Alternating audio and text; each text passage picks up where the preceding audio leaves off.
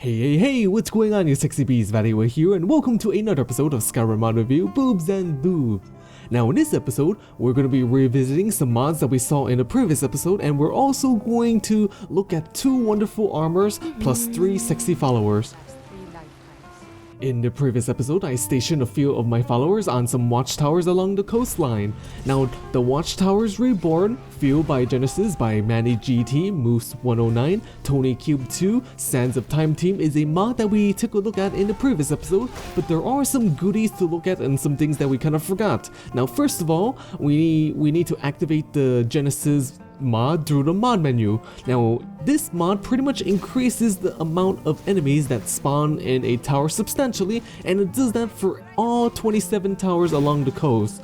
After defeating all those enemies and reinforcements, there is a safe that I have not noticed before, so let's open it. Okie dokie, alright. So what are the options? Leave the safe alone, disarm using perks, use lockpick, and force it open. Alright, okay, so let's force it open.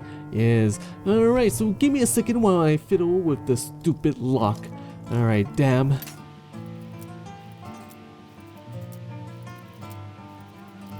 Almost? Yay, we got it. Okay, so let's see what do we have here. Not bad. So you know what? Let's just loot everything and let's just go. And whoa, what the heck just happened? What the hell just happened? We just got blown away. Yeah. Well, it looks like the safe was booby trapped. Well, that kind of sucks having something exploding in your face, if you guys know what I mean. So if you want to know more of this mod, you can watch the previous episode after you finish watching this episode. Since the towers are tough for now, I think I'm gonna delegate more of my followers to defend them. Machiko and Danica Pierspring. I shall leave you at these towers so you can help defend. But I think we need to get rid of these bikinis to get you 2 new outfits because, well, it's pretty cold out here. Now the first outfit is Battlemage Armor Female by Elianora and tumbajamba, and it looks like a very comfortable armor for the task ahead. Now most of the towers are in the northern regions, surrounded by snow, ice, and water, so having an outfit made mostly of warm knit would be ideal to keep my followers warm. Now I wouldn't want them to catch a cold or things get stiff and shrivel up and whatnot, but anyways, the Battlemage armor has a spell book, which is probably filled with spells or naughty pictures. Now on the back of the waist, there is a potion and as well as 2 scrolls. The Battlemage armor is amazing because of the knitting texture of the yarn or wool. Now I noticed that it's one of the hardest textures to get right aside from fur. Elianora did a great job with the yarn, the knitting texture. The armor covers the entire body, so it should be usable for most body types without much issues. The armor was made by someone else and Elianora just improved upon it with better textures and some tweaks to it, and they look so much better. Now there are 4 different colors or variations of the Battlemage armor. It also changes the colorations that you notice on the casting circles on the spellbook to better match the color of the outfit. The potion is also the same as the spellbook. It has the same color to match the outfit. Now in case you haven't noticed, one of the Battlemage armor is made out of a chain link material instead of a knitting. Now to craft the armor, you're gonna have to go and find a book called the Crafting for Arcane book, and you have to have it in the inventory. Now once you have it in the inventory, we can craft the armor under the aesthetic section at the forge. Aside from having warmth, perhaps we should get ourselves another armor that might offer a bit more protection against physical attacks. We have the Chevaleresse II Armor for UNP by Yurica, which is a very cute and girly armor. The Chevaleresse II Armor has a great look in which it kind of mixes protection and cuteness into one neat package. Delicate like a flower, but hard like steel. Magnificent. Now as usual, I do enjoy Yurica's textures when it comes to metal parts of the armor.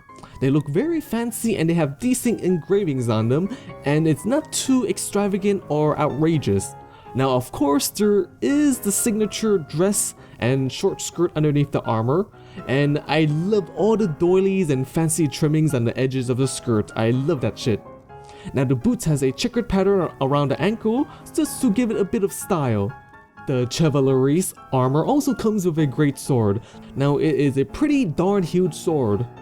The great sword has some engravings around the pommel and along the base of the blade.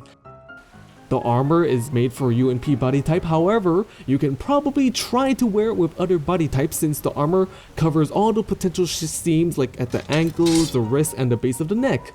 Now the armor and great sword can be crafted at the forge under the Daedric section and it's called Divine Steel.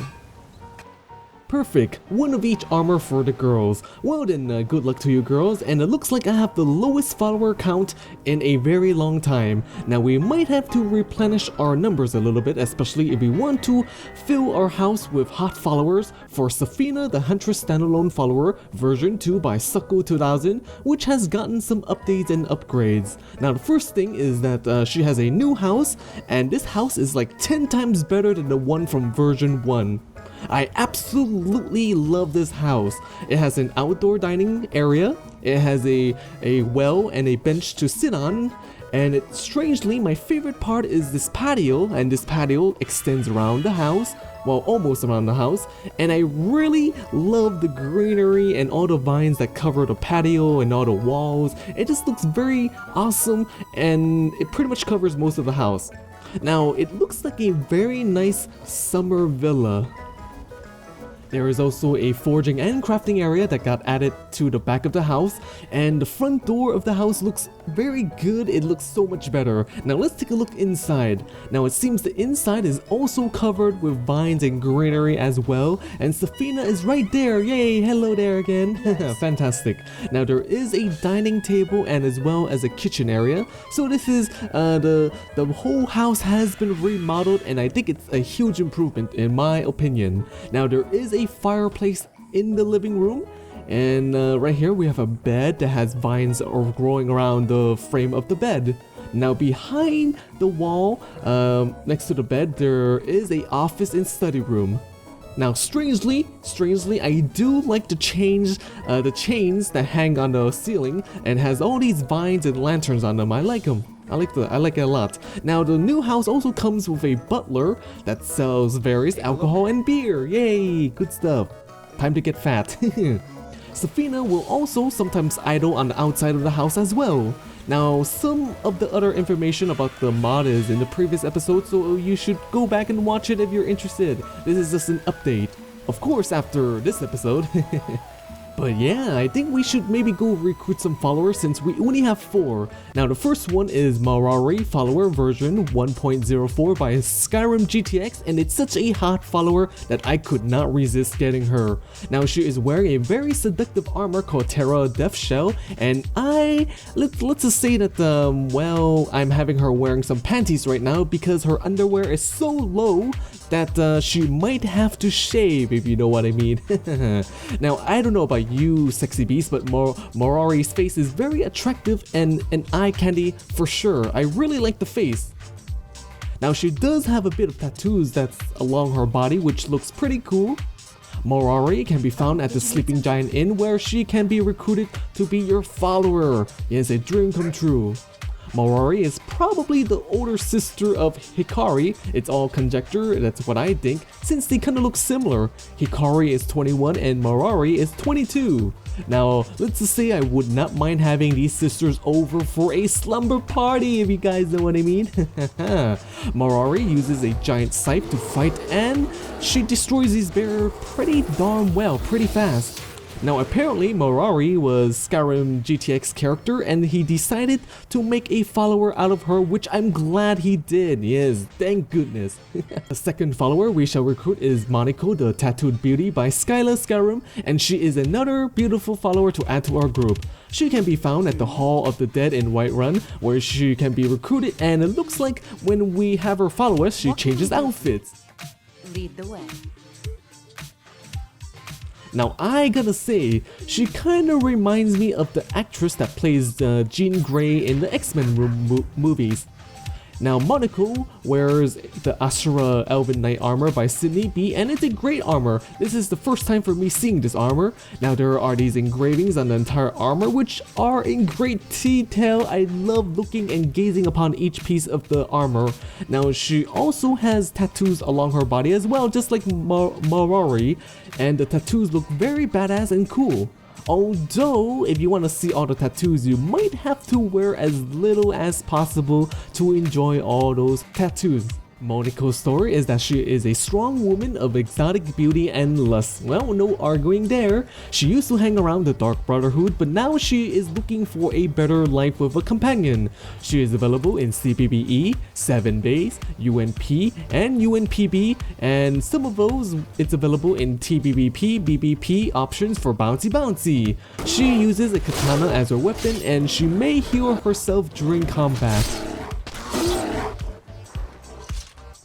Oh wow, we have 2 dark hair sexy followers and they have tattoos. Now at this rate, all of our followers will have either dark or black hair, which is kind of funny because a couple weeks ago we had mainly blonde and light hair, but yeah.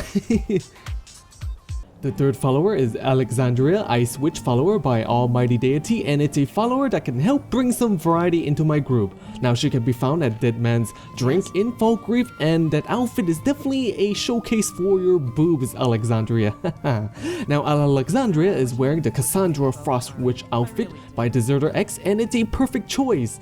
Alexandria's story is that she was born in a small village and she had a twin named Alana. Now their town got destroyed by Aldmeri Inquisitors because they thought that the town was worshipping Dalos in secret. Now her twin sister is available as a follower as well. Now perhaps we may take a look at her later. Yes, we should do that. Alexandra's face also kind of reminds me of Jill Valentine from Resident Evil, and it just looks very nice. And I did mention that it's gonna add some variety into my group just because she has very light brown hair. It's something my group definitely needs. Now she uses UNP Dream Girl body type, and she uses ice attacks when fighting. She uses ice spikes, ice spears, and frost shout. Anyways, I think this is a good place to pause. Which of these 3 followers do you like the most? Mawari, Alexandria, or Moniko? Now let me know in the comment section below. Yes, I'm kind of curious. Yes, who is the most sexy and the best follower?